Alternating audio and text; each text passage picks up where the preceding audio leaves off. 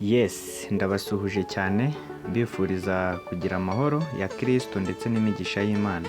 Uyu munsi wa none iyi video mbazaniye ndakubwiza ukuri umuntu uri buyihombe sinzi kuko buri muntu wese yaba ari umutoya yaba ari umukuru uwo ari we wese uri ku isi yose no video arayikeneye kubera ko hano tugiye kureba impamvu hari abantu benshi babona turwara, hari abantu benshi babona buri umwe ari kurwara indwara umuvandimwe we ntabe yayirwara akibaza ngo bipfirahe. Iyi video rero yikurikirane byose ugiye kubisobanukirwa wibaza ikintu gituma urwara. Ariko mbere yuko njya kure, niba utarakora subscribe, niba utarakanda like, niba utarakora share ku nshuti zawe ndetse n'abavandimwe, niba utaratera comment kuri YouTube channel yitwa Buzi TV, rwose gerageza ubikore kuko ibintu tugiye kujya tunyuzaho hano ni ibintu byiza kandi bizadufasha kuba twabaho tukaramba n'imyaka myinshi tukagira n'ubuzima bwiza. Uno munsi rero tugiye kwinjira ku bintu byinshi bigiye bitandukanye bituma turwara uno munsi. Uyu munsi dufite inganda ziri ku rwego rwo hejuru cyangwa se ziri kuzamura umurego kurusha uko mbere byari bimeze. Abantu ba kera barambaga imyaka myinshi. Uno munsi turi kunywa amazi ari mu ibyotsi byo mu nganda, imvura iri kugwa isigaye ihumanye mu ibyotsi byo mu nganda cyangwa se biriya bintu byo mu nganda bitwangiriza, ugasanga uno munsi turi guhura n'indwara zigiye zitandukanye zituruka ku byotsi byo mu nganda. Uno munsi hari ibintu duhura nabyo ku buzima bwacu bwa buri munsi, imyanda dukoresha, ibintu by'ibiparasitike, ibisigazwa by'ibiryo, ibintu byinshi bagiye bamena uko bwije n'uko bukeye. Ni ibintu tugenda duhura nabyo bikagenda bitwangiriza, bikagenda bihumanya umubiri wacu. Ejo cyangwa ejo bundi ukumva ngo umuntu yarwaye. Nk'ubu ngubu urugero naguha, hari nk'abantu bo mu cyaro usanga banywa n'amazi y'imvura, hari nk'abantu bo mu cyaro usanga bakoresha ibintu n'ubundi bimeze nk'ibyashaje cyangwa ano masahani ya parasitike turiraho kandi byose biratwangiriza cyane. Uno munsi turi kunyura muri za esanseri, tujya muri banke, tujya mu nyubako zimwe na zimwe zihenze ku isi cyangwa zikomeye hano ku isi. Kandi murabizi ko nk'umumama utwite ntabwo yemerewe kunyura muri esanseri. Kubera iki? Umwana aba atwite aba afite uturemangingo tutarakomera. Rero ashobora kunyura muri iriya esanseri akazabyara umwana ufite nk'ikibazo cy'ubumuga. Kubera iki? Kubera ariya amaradiation ari muri esanseri agenda akanyura mu karemangingo k'umuntu ku buryo umuntu ashobora kwangirika. Nawe rero kuri unyuramo buri munsi ubona uko ufite uturemangingo twakomeye, ariko uko byagenda kose nawe ugenda wangirika umunsi ku munsi. Igihe kizagera utangire uhure n'uburwayi utari witeze, niho hari guturuka za kanseri, niho hari guturuka indwara zigiye zitandukanye. Uno munsi turagenda bakajya nk'abashinzwe umutekano cyangwa abasekiriti, baba bafite iki cyuma ubona ahangaha cyanditseho security. Uratambuka bakakigusakisha aho uri kujya hose bareba ko nta kintu cy'icyuma cyangwa ikintu cyangiza mu iyo nyubako waba ugiyemo. Umenye ko nabyo ari ibintu bigenda bikwangiriza. Ahangaha tugezeho rero niho ruzingiye.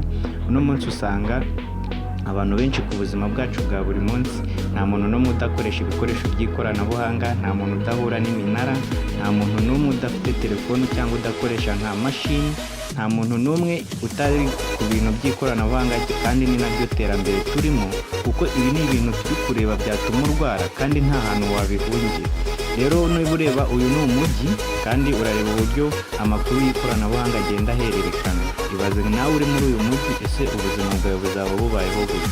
So handi uzumva ngo warwaye stroke cyangwa ngo uri kurwara ibibyimba ku bwonko. Ni ukuvuga ngo iri koranabuhanga dukoresha umunsi ku munsi rigenda ritwangiriza, rigenda rihindura imiterere y'umubiri wacu. Abantu ba kera barambaga imyaka myinshi. Kubera iki? Ikoranabuhanga ntabwo ryari riri hejuru nk'uko uno munsi bimeze. Ariko aka kanya urasanga ibintu byinshi bitwangiriza, ibintu byose ni ikoranabuhanga. Ubu nta n'umuntu ugisinzira atari muri telefoni. Ibintu byose byarahindutse cyane. Ukibaza ngo ubu buzima mu gihe cy'imyaka nka 50 cyangwa 100 iri imbere, noneho abantu tuzaba tubayeho gute? Niba uzi neza kwitegereza, dore izi ni indwara zishobora gutuma ushobora kurwara biturutse ku ikoranabuhanga. Izi ni indwara rwose uzirebe neza, kuko izi ndwara zose zaturuka mu kubukoresha ibikoresho by'ikoranabuhanga, kuko ari amaradiation ashobora kuguhuza n'undi muntu muri kuvugana aba yanyuze no ku bwonko. Niba ubizi hari igihe uri gukoresha nka telefoni wayivugiraho umwanya munini ukumva ku gutwi hashyushye, ukumva muri we ntumeze neza, ukumva waremererewe. nta kindi kibitera ni ya radiation yaba yageze ku bwonko, yayandi aguhuza n'umuntu muri kuvugana aho yaba ari hose, mbere y'uko bigenda n'ubundi no ku bwonko cyangwa binyura no mu mubiri wawe. Urumva ko bigomba kukugiraho ingaruka kandi cyane. Rero ahangaha ni nk'akamenyetso bagaragaje ko umuntu uba uri kuri telefone, nawe urabona uburyo biba bimeze, nawe ubitekerejeho wabona ari n'ibintu bikabije cyane cyangwa ukabona ari n'ibintu biteye ubwoba. Ibi bintu twabihungira, ntabwo twabaho tutari mu buzima bw'ikoranabuhanga, ntabwo twabaho tutareba amateleviziyo, tutareba amafilime, tudakoresha telefone, tudakoresha mashini. Biragoye ko ibyo bintu twabaho tutabifite. Rero ahubwo twakibaza ngo twakora iki cyatuma tubana n'ibi bintu kandi tukarushaho kugira ubuzima bwiza, kuko abantu benshi bari kurwara ibibyimba byo ku bwonko, abantu benshi bari kurwara za kanseri zigiye zitandukanye, abantu benshi bari kugira ibibazo by'ubuzima bigiye bitandukanye, ahanini naho biri guturuka. Ahangaha rero reka tugere ku mafunguro dufata yiganjemo nk'inyama. Uno munsi turi gufata amafunguro, turi kurya inyama zidatunganyije, ahanini n'ahantu bazibagiye nta suku iba ihari, ugasanga ubuzima turi guhura nabwo muri za nyama turya, rimwe na rimwe tukajya nk'amaburushete, dore ko tuyakunda cyane. Amaburushete baba bokereje ku mihanda, ariya maburushete nta nubwo aba ahiye, kandi wibuke ko na zino nka babaga nazo ibyo ziba zariye ntabwo biba bitunganyije cyangwa byujuje ubuziranenge. Niyo mpamvu badusaba ko duteka inyama zigashya kugira ngo zibe zujuje ubuziranenge, cyangwa se za mikorobe zirimo zibe zapfuye, cyangwa se twa tubagiteri twatuma duhura n'ibibazo by'ubuzima bitandukanye tube twapfuye. Rero iyo uyiriye idahiye, jya umenya ko ariho ushobora no kwandurira amibe, ukanduriramo n'indwara nyinshi zigiye zitandukanye. Urebye n'ahantu bazibagira, ibyuma bakoresha ni ibyuma nabyo bikoze mu bikoresho mu byuma. Ibyuma nawe urabizi ko ari ibintu bibi mu mubiri w'umuntu, uzi ko ari ibyuma ahanini ari byo byanatuma tunarwara na kanseri, kandi urabizi ko inyama bazibagisha ibyuma. Rimwe na rimwe n'ahantu bazibagira ugasanga nta suku hafite, ugasanga n'ikintu zitwayemo, noneho wajya no kuziteka hari n'abantu baziteka batazitunganyije. Ibyo byose ni ibintu tugomba kurebaho tukamenya uburyo tubyitwaramo. Uno munsi turi kurya inkoko cyangwa turi kurya ibindi binyabuzima byakuriye mu nganda cyangwa barereye mu nganda. Mu gihe gitoya cyane ukabona nk'ibyumweru bibiri utashye nk'ubukwe, waduhaye inkoko yakuriye ku byumweru bibiri. Ese iriya nkoko uko uyiriye yarakuriye ku byumweru bibiri, urumva ubuzima bwawe ugiye kubumarana igihe kingana ute? Mu by'ukuri iriya nkoko buriye nta maproduwi chimique iba irimo yatumye ikura vuba vuba, none nawe urayiriye. Urumva ko nawe uwo mubiri wawe ya maproduwi chimique akugiye mu mubiri, ejo bundi uzasanga uri kugira ibibazo by'umubyibuho ukabije, usanga uri kurwara igisebe kigatinda gukira, usanga usigaye ufatwa n'uturwara twa hato na hato, ukibaza ese bigenda ute, ese ni ikihe kibazo mfite? Kandi biri guturuka ku mafunguro ufata buri munsi, biri guturuka ku mibereho yawe ya buri munsi, kandi nta hantu wabihungira. Ni ibintu tugomba guhura nabyo umunsi ku munsi, ni ibintu tugomba guhura nabyo ubuzima tubayemo bwa buri munsi. Uno munsi hari abantu benshi bari gukoresha ibintu by'ibiyobyabwenge.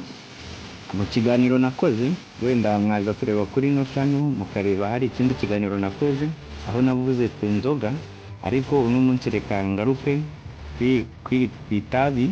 Itabi reka bari ryo mvuga, ahubwo nimvuga itabi ni itabi muri rusange. Itabi byagaragaye ko ari ikiyobyabwenge kibi, ariko akaba ari n'ikintu gituma turwara indwara nyinshi zitandukanye. Mbere na mbere zangiza ibihaha. Ndabaye ninde hano wavuga ko atanywa itabi? Abizi neza ko hano nta muntu utanywa itabi, nubwo rwose utarifata ngo urikurure nka kuriya barikurura, ariko iyo uhuye n'umuntu uri kurinywa, uriya mwotsi nawe urawuhumeka ukajya mu bihaha byawe. Nawe ujye umenya ko uriya mwotsi uko ujya mu bihaha byawe niko uri kugenda wangiza ibihaha, wangiza umutima, wangiza uturemangingo twawe tumwe na tumwe, kandi uriya mwotsi ujye umenya ko ari uburozi. Ejo cyangwa ejo bundi utangira gutakaza imbaraga z'umubiri, utangira kurwara amakanseri, utangira kurwara indwara zigiye zitandukanye. Itabi rero nta muntu n'umwe utarinywa, nubwo wenda utinjiza umwotsi nk'uriya muntu uri kurinywa yinjiza, ariko nawe iyo umutambutse ko ari guhumuriza, nawe wa mwotsi kujya mu bihaha kandi utangira kwangiza tumwe mu turemangingo twawe. So rero nta hantu twabihungira ibintu nk'ibi. Itabi riranyobwa cyane, utambuka ku muntu uri kurinywa akari guhumuriza. Uno munsi hari ikindi kintu nanone twavuga ngo abantu bo mu cyaro wenda ngo nibo bafite ubuzima bwiza kubera ko barya ibiryo wenda bidakungahaye ku bintu byo mu nganda cyane, cyangwa se ngo bitanyuze ku bintu wenda twasangamo nk'amaporoduwi shimike cyane, ariko nabo ugasanga ibyo bahinga babihingisha ifumbire y'imvaruganda. Ugasanga kwa kubihingisha ifumbire y'imvaruganda bahinze nk'ikirayi, cya kirayi bashyizemo ifumbire y'imvaruganda cyeza ari kinini cyane, kiriya kirayi nujya kukirya mu by'ukuri ntari ya fumbire y'imvaruganda n'ubundi urabura kurya, ntabwo bikugiraho ingaruka ako kanya, ariko uko iminsi izagenda ishira niko ubuzima bwawe buzajya bugenda, cyangwa se ubudahangarwa bw'umubiri wawe bugende butakara. Nyuma y'igihe runaka cyangwa y'imyaka runaka uzumve ngo uri kurwara amakanseri, amadiyabete, wumve ngo uri kurwara indwara zifitanye isano no gutakaza ubudahangarwa bw'umubiri w'umuntu. Ibyo ngibyo rero nabyo ahantu twabihungira n'abantu bo mu cyaro, ibyo bibazo nabyo bahura nabyo cyane, kubera ko uno munsi ikintu cyitwa inganda, ikintu cyitwa iterambere, indwara nyinshi turi kurwara niho ziri guturuka, kuko turi kurwara indwara abantu ba kera batarwaraga. Rero nta hantu twabihungira, ni ibintu tugomba kubana nabyo, ahubwo tukiga uburyo tugomba kubana nabyo, cyangwa tukiga ikintu cyadufasha kuba twaba muri ibi bibazo, ariko tukarushaho kugira ubuzima bwiza. Ibitwangiriza umubiri ni byinshi, iki ni igice cya mbere mbahaye, ndabizi neza ko nzabategurira n'igice cya kabiri cy'ibyonnyi by'umubiri cyangwa se cy'ibituma turwara. Hano hari akantu ngiye kuvuga ku cyo twakwita nk'imboga cyangwa imbuto, nubwo kuri ubu nazo zitaba zitunganyije neza, cyangwa rimwe na rimwe ziba zifumbiye amafumbire y'imvaruganda, ariko inama naguha niba ukunda kuba wabona imboga cyangwa imbuto, imboga nyinshi jya n'imbuto nyinshi, byibuje ukoresha nk'ubwoko 5 bw'imboga n'ubwoko 5 bw'imbuto butandukanye ku buzima bwawe bwa buri munsi, kugira ngo bya bindi byose winjije mu mubiri, cyangwa bya bindi byose wiriwemo, ya myuka wahumetse, ya radiation n'ubundi yakunyuze mu turemangingo byose, kugira ngo za mboga na za mbuto harimo ubudahangarwa bubasha gusohora imyanda mu mubiri, cyangwa bubasha gukura ibintu byose winjije mu mubiri bidakenewe, bikaba byabikora mu mubiri ugasigara ufite ubuzima bwiza. Ubwo utabikoresheje ngo bikunde, wangana nkaba nakwereka produit nziza cyane zagufasha kandi zizewe, ziri naturel, zitarimo aya maporoduwi shimike, dore ko hano nayagarutseho. Ubundi ukanaharanira kuba wakoresha imbuto cyane kandi z'ubwoko bwinshi bugiye butandukanye. Buriya umuntu wese uhora arya imbuto anasa nazo, kandi umuntu uhora arya imbuto n'ubuzima bwe urabubona, nta nubwo aba akunda kurwara cyane. So rero mu buzima bwacu bwa buri munsi duharanire kwibanda mu gukoresha imboga n'imbuto cyane. Niba mwifuza ko mu bihe biri imbere, cyangwa se muzaramba imyaka myinshi mukabaho mwishimye, mufite ubuzima bwiza buzira umuze, kandi iyi channel nabazaniye yitwa Buzi TV, ndabizi ko izabageza kuri byinshi cyane kandi byiza. Niba uzi ko utarakora subscribe, nyaruka kora subscribe, ukore like, ukore share, ukoreshe sharing ku bantu benshi, uduhe na comment y'igitekerezo, uduhereze ibitekerezo, utubwire ubutaha icyo twavugaho, tubwire n'icyo twakora, kandi uko byumvise niba bigufashije nyabuneka byandike mwahangaha, kuko natwe bituma ubutaha tumenya icyo tureberaho cyangwa icyo tubabwiraho. Iki ni igice cya mbere naberekaga, ndabizi neza nzabereka n'igice cya kabiri gikomoka cyangwa se cyo kw'ibyonnyi by'umubiri, cyangwa se kibituma turwara, duhura n'indwara za none uno munsi. Murakoze cyane, mugire ibihe byiza.